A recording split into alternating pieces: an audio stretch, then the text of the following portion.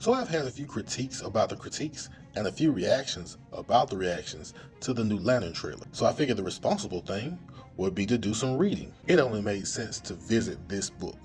This is Green Lantern issue number 87. So as we go along, I'm going to talk about the story and some of the things I picked up as a person who isn't knowledgeable about the Green Lantern. The story opens up with an earthquake in Southern California, and as Hal Jordan sprung into action, one thing that happened was Guy Gardner, the substitute Green Lantern, getting hit and injured by a bus. One of the Guardians decides that Hal needs another substitute Lantern. Meet John Stewart. He's this architect that just happens to be walking by these kids being harassed by the cops about playing dominoes on the streets, and John just makes sure that everything's on the up and up between the cops and the kids. And this is our substitute Green Lantern. But needless to say, Hal has his doubts. Still, the Guardian's decision stands, and so Hal immediately goes to pitch the idea to John Stewart about becoming a Green Lantern. And it turns out John is taking to some of this stuff like a duck to water.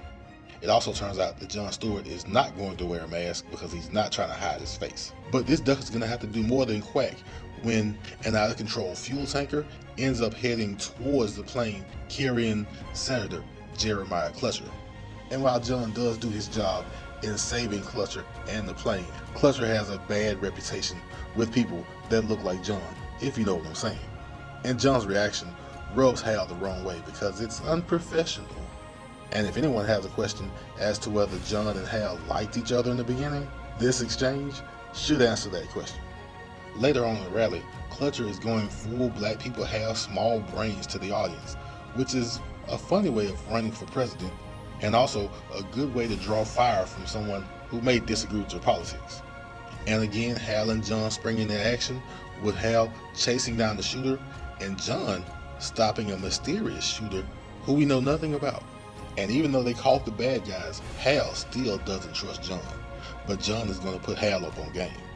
You see, John figured out that the rounds being shot at the Senator were blanks, and it was really a setup to basically start a race riot or a civil war.